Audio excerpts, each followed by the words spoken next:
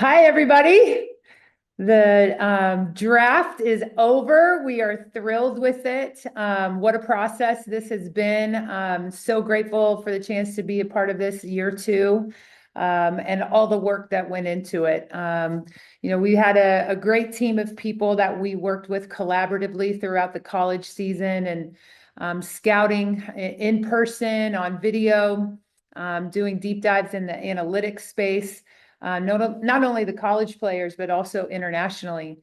Really also want to recognize the work of Eli Horowitz, our assistant GM, and the partnership and experience that he brings into this as well. He's a significant part and role in all of this for us. So I mentioned, and I've talked about it a few times, we follow a model here, the eyes, ears, and numbers. And we are continuing to stay consistent with that. And, the eye test is definitely a huge part of what Lynne brings to the table, and doubling down on the experience and how these players fit, and just what her experience shows their potential to be in the system that she's going to run. The ears is really assessing the culture fit, the motivation that they have, the influences that they have in their life, where their strengths are, where are spaces that they need resources in. And the numbers is the analytics. There's a lot of people who know and believe, like the film Eyes in the Sky Don't Lie, and numbers can catch you in your blind spots, and inform and provide data needed. One of the things that we really knew that this team needed was a 3-and-D player, and we looked in all positions for that. We weren't just narrowed in on a wing or a guard. We stayed really open to where that could come from. And in every way, Sarah Ashlee Barker, and honestly, all three of our draftees had checks in the eyes, the ears, and the numbers. Essay was significantly stood out in the 3-and-D category. She held opponents to 23% field goal percentage as a primary defender in a conference that is incredibly competitive. Her matchups are some of the best players in the country. That's fifth lowest in the country. Shooting 38% from the three, and you can actually bump that up to 47% on her catch and shoot. And with players around her like KP and Odyssey and Julie Alleman, Rakia, that are going to be able to do things off the bounce, you need to have those shooters out there on the perimeter. So we're really excited to have a little roll tide element in LA. And then Sania, really, I was stunned. Our whole war room was stunned that she was still available as late as she was. And we wanted to bring some post depth, some center depth, some rim protection depth. But she's also a player that I think has a runway ahead of her that will only expand her range and her ability and her potential. She's won 144 games in college and only lost 7. She stayed at South Carolina her entire career. She's won 2 national championships. So that is something you cannot dismiss. And add that with her 61% 2-point field goal percentage, as well as 2.2 stocks, that steals and blocks, in just 19 minutes. It's pretty special. And then lastly, Liatu King from Notre Dame, the Fighting Irish. So, she transferred to Notre Dame from Pitt, and at both places in her last 2 seasons, she's averaged a double-double. And she did that, I thought, at Notre Dame in a way where they weren't running plays for her. She found a way to impact, whether it was rebounding, transition, and definitely also her defensive ability and versatility.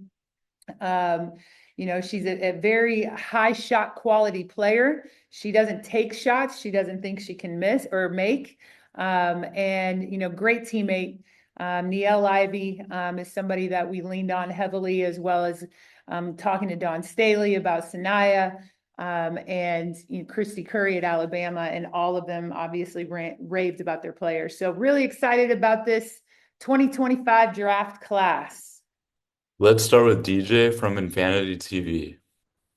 Hey, thanks so much. A quick question. Raegan, great introduction, just talking about the players and the whys behind. I noticed that all three players were over 6 feet tall. Is that this question can be for you or Coach Raegan? I'm sorry, Coach Lynne. Is that a part of the positionless planning that we're talking about, and how will that attribute to our offense this year? Go ahead, Lynn. Yeah. I think length and we want to play a style that's really hard to defend. And the first line of that is versatility. If you are pigeonholed into one position, you're a little bit easier to guard and there's limited opportunities. And so length it allows you to do different things defensively, whether that's switching or trapping or whatever. Defensively, it really helps. And then obviously offensively, I love all three of these guys. And we want to get out and run and score and do all those things. And these guys have been proven at the highest level. These guys are coming from really good conferences and really good teams. So I think they bring all that. Thank you. Edwin? Hi, my question is for Coach. When it comes to Barker, how do you see her envisioning in your system here in the WNBA with the Sparks? I think she's going to be a great fit. I really do. And she's who we wanted going into this ninth pick. It's who we had circled. So we were fired up when we were finally on the clock and we knew we were able to get who we really wanted. So that was exciting. But, I think the thing about Sarah Ashlee is she's just a competitor at heart. I think, she can shoot the three. She's a great shooting percentage from the three, but that's not all that she is either. She can put the ball on the floor. She's got a good pull up. She plays off 2 feet in the paint really well, which can make up for maybe if you're not as big or whatever. I think that can alleviate some of the trouble you can get in as a guard in the paint. But then also just defensively, I think she's an under talked about defender. We watched a lot of film and broke down a lot of the analytics with everything. And she checks all the boxes in terms of what we really need. Like Raegan said, we've got KP and Odyssey and Ari McDonald and Julie Alamon. And, so in terms of to your specific question, where will she fit? I think she can play the three or the two. And that was the biggest need we had coming into the draft. David? Hey, my question's for Coach. I wanted to ask you about Sania. Obviously, the past couple seasons, she's had other players ahead of her. But this year, she's really stepped into a bigger role with South Carolina. Just kind of what kind of growth have you seen in her as a player, over this past year? Yeah, I think, Raegan mentioned that too. I think in today's day and age, to have a player like her in a program like that stay all 4 years when she's kind of had to wait her turn, I think speaks volume to her work ethic and to her character. And those are things that we want in our franchise. We want players that are willing to put in the work and improve. And I think, Sania, we watched film from her in previous seasons, and she has had to wait her turn. But man, that's an incredible learning experience as a player. And she won 144 games. I mean, that's insane when you think about that. And then this year she took on a very central, specific role and did a great job. Her footwork has improved, her finishing with both hands. She's able to do that. And then what I think she really worked on, obviously, was that ability to hit that kind of high post, stretch the defense a little bit and knock down that jumper. I think that changed her game. Javon? Hi, this is Charlotte with FI360 News. This is for Coach and also the GM. Raegan, you can chime in. But you guys drafted Feagin, and I was wondering, with the tradition of having post players, even though I know you say positionless players, but with the tradition of Candace and Lisa Leslie, how do you see Feagin coming in, holding up with that type of tradition? Yeah, I mean, like I said, she's a winner, and she knows what it takes, and she's been coached by one of the best. She's been coached hard. She knows what it's like to compete not only against the opponent, but compete for minutes. And that there's value in that. And so, this league is hard. It's, probably the toughest professional league to make it and contribute. But she's shown that she's willing to do the work. And you know, she's a competitor, but I love her potential. And I know that's kind of an overused word. But I think when you're talking about specifically post players, it's an important word, because sometimes it takes a bit. But I do think she has all the natural tools to be a really good WNBA player. And you know, I use the term positionless, but obviously she's going to be a post player. But you know, I think her ability to shoot outside a little bit makes her even more valuable to us as we continue to build this thing. Let's go to Jackie Ray. Hey, Coach Jackie with Jackie Ray TV. You kind of mentioned it, but when you're talking about a positionless system with these young players, do you think that's going to put more stress on them? Because sometimes the translation from college to pros is there's a little bit of a learning curve. Do you think this is an easier system for them to go into with you kind of running a positionless system?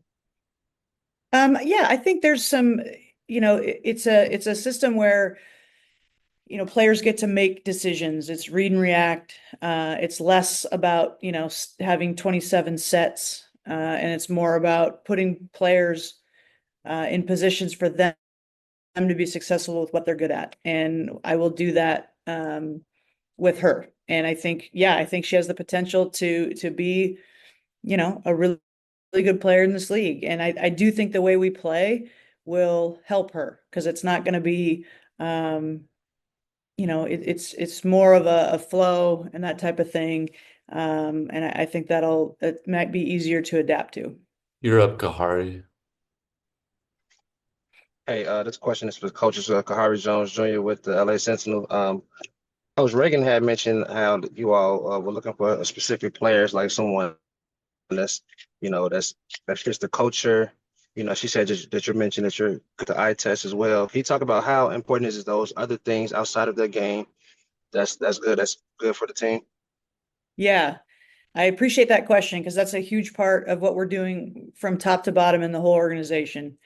And, you know, I think from our president on down, our ownership, like who we have matters. It's not just what they can do, whether that's me or a assistant coach or our player development or the players on the team. We want people that are bought into, it's about the franchise. It's about us winning. And that's why we were so excited to get who we got, because we really feel confident that these three are total culture fits. And that really, really does matter. Andrew. Thanks a lot, as always, Josh. This was asked first to Raegan. Raegan, the fact that you were surprised to get Sania at 21, what was just that reaction for you to get her where it looked like she was going to be in the teens in this draft? And just your excitement conversation with Sania, with Sarah, and with Latu over being on the Sparks right now. Yeah. Well, you know, she was invited by the WNBA to New York, and usually those players that are invited are indicators of where they might go. So that was like one kind of, oh, I don't think she's going to be there. We had identified her early. But then just as each pick was happening, we were like, oh my goodness, it might happen. So, you know, we had a great meeting with her, and actually had said to her, look, I don't know that you're going to be there and available for us, but we don't want to miss on this opportunity to establish a relationship and get to know you, because you never know what's going to happen in this league. And sure enough, that manifested itself in a different way than I thought. So, you know, the only thing I'd add just skill set wise with Sania that I think is really special is her footwork. You know, and the South Carolina program does an excellent job with post player development, and you've seen post players one after another come into the league and impact and you know, not just make a team but legitimately impact. And I think she's benefited going against those players for 4 years, waiting her turn for those players, but also learning and getting better and better. And it made her ready when her opportunity came this year.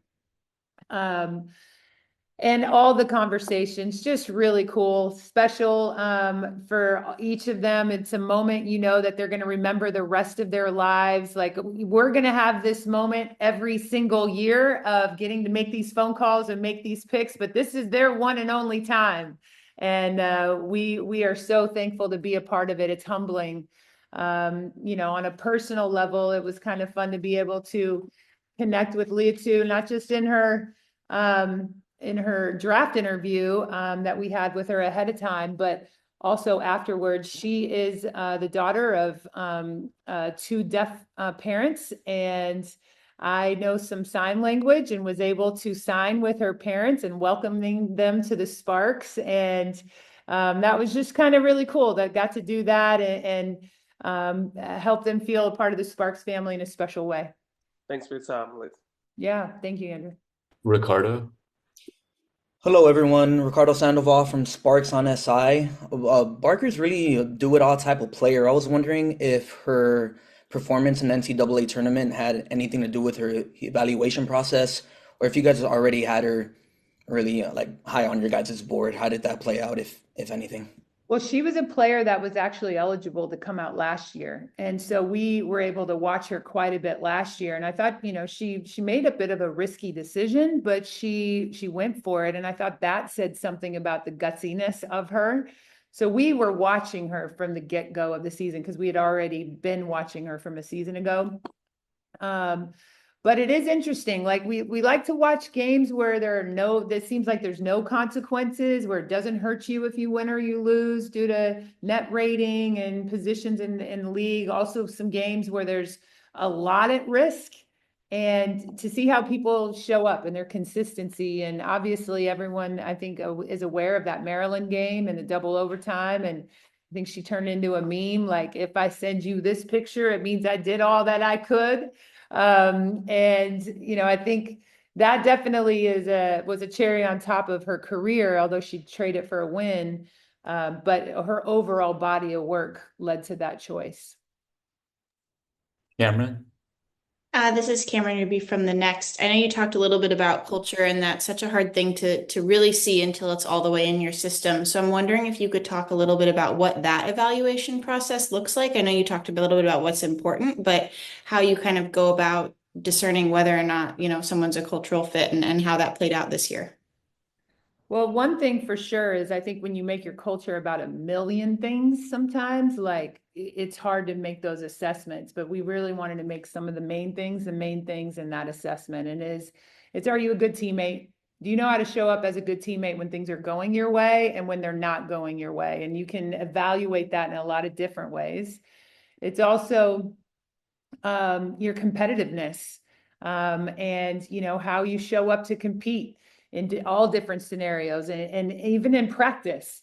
You know, that was a huge piece. Work ethic, you know, this is something that a part of Kelsey Plum coming into our organization was not just about how Kelsey plays on the court, it's how she prepares herself to play on the court. And, you know, this whole organization is going to, I think, rise to her level. And we wanted to bring people that could reflect that as well. So those were three key pieces that were important to us culturally, and you assess that through a lot of diligent work. I'm thankful for the relationships that I have with a lot of college coaches that Lynne has. We brought Mike Neighbors on our staff, who has a lot of close relationships with coaching staffs and are able to get some information that you might normally not be able to get without those relationships. We'll close it out with two final questions, Nick and then Michael. Diecast Media. First of all, congratulations to you both on this draft. The question is for Raegan and Coach Lynne. You guys also talk about culture, but speaking about Sarah Ashlee Barker, what specifically stood out to her away from the court, and obviously her skill set on the court, but off the court, what stood out in you all's mind that said this would be a great fit for her to come to the Los Angeles Sparks organization? Honestly, I think her humility was a part of it. You know, she talked about stepping up and hitting those 3 free throws. And how, you know, she knew going into that if it was part of, you know, God's plan, she was going to hit them. If it wasn't, she was going to be okay, and she was going to continue to be the person that she needed to be and still love on her family and her teammates and her university, all of that. And her humility was definitely something. To find people who are humble while still remaining confident and assertive and aggressive is sometimes harder than you think. And we love that about her. I don't know if Lynne, you'd add anything. I think that I would echo all of that. I think with Sarah Ashlee, she's just very grounded in who she is and what she's about. And, when you find young people like that, I mean, that's hard when you're 21, 22. You just, when you're that way, when you're grounded and you know who you are and you know what you stand for, you handle adversity just a lot better. And, it's a maturing process through life. And, she's just a little ahead of the curve in that regard. She's just very grounded and knows who she is.